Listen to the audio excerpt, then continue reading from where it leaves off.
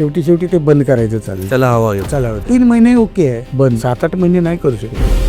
उगाय फुला अँकरिंग करायचा, नंतर लिहायला लागला तो जेव्हा आला हातामध्ये चला हवा उद्या. त्यांनी डायरेक्ट केली, त्यानेच लिहिला. माय गॉड, पहिले फक्त अँकर होता, अँकर होता तो, पण तो सगळं बघून शिकला आणि पूर्ण चला हवा येऊ द्या. काय भारी भारी लिहिलाय त्यांनी. खतरनाक. खरंच तो खूप मानतो मला. माणूसच गोड आहे, त्याच्या कामावर खूप प्रेम. पण त्याने लिहिलं नसतं तर आम्ही काय केलं असतं. तो पाहिजेच ना मेन, कसं वर्क होईल. खूप टॅलेंट पण आहे तो.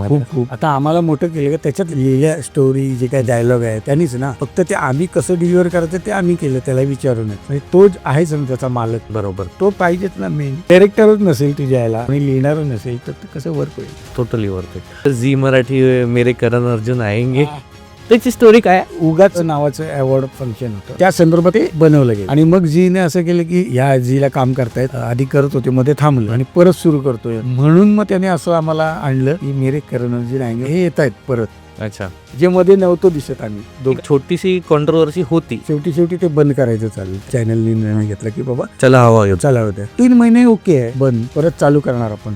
3 महिने ठीक आहे ना, 7-8 महिने नाही करू शकत. एवढा होल्ड कसं करणार, घर आहे सगळं आहे. त्यांनी नेलं 7-8 महिने. यालाही जमणार नव्हतं, मलाही जमणार नव्हतं. साबळे बोलला मी नाही करत आहे. म्हटलं मी पण नाही करणार. लिहिणारच कोण नाही ना तिकडे. त्यांनी जे करून ठेवलंय, कोणतरी दुसरा आला त्यांनी लिहिलं आणि ते खाली गेलं तर काय मजा. ते त्याच्यासाठीच होतं ते मेरे करण अर्जुन आएंगे, पण ते त्याच्यावरच ते कनेक्टेड, कंट्रोवर्शियल कनेक्टेड छान बनवलं ते. छान झालं.